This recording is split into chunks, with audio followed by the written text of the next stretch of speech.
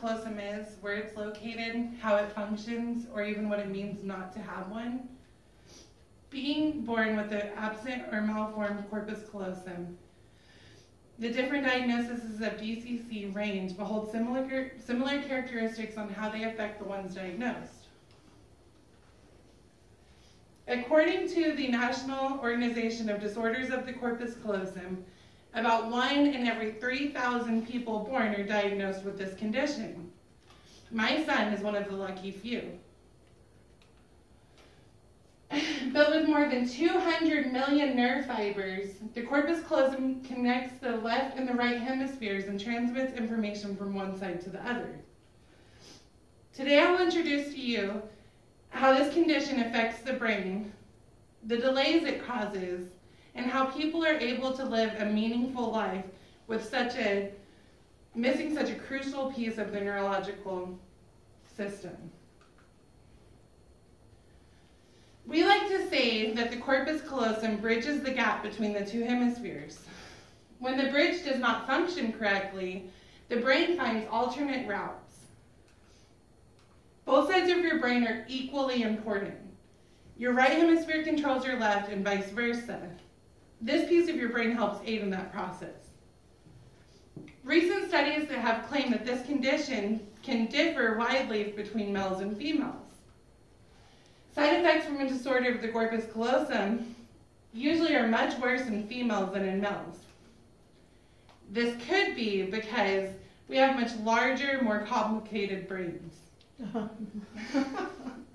For example, my son, who has only mild side effects, could be compared to his female child, same age, with the same diagnosis, but she could have major developmental and physical delays.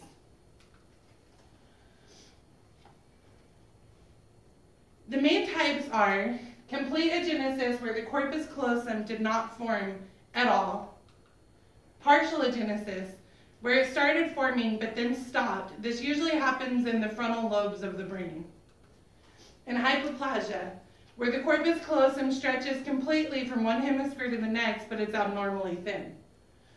Here we can see an atypical healthy brain, and here is the corpus callosum. You can see how it's completely stretched across the hemispheres, and over here the neurological transmitting is in tune. Down here is a patient with complete agenesis of the corpus callosum. He does not have a corpus callosum at all. So over here it's formed alternate paths to connect the hemispheres and send information, but not as effectively as it would if it did have one.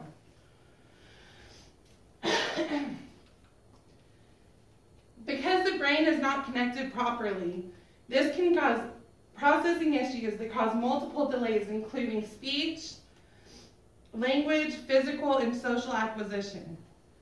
Due to Weston's disability, he has had seizures, he was delayed in walking, talking, and now toiletry.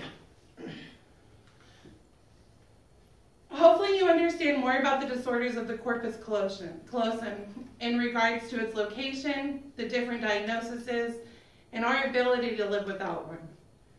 For some people affected with this condition, it is more than just a bridge that gaps the two hemispheres, but a guide that changes how they live their lives. Thank you.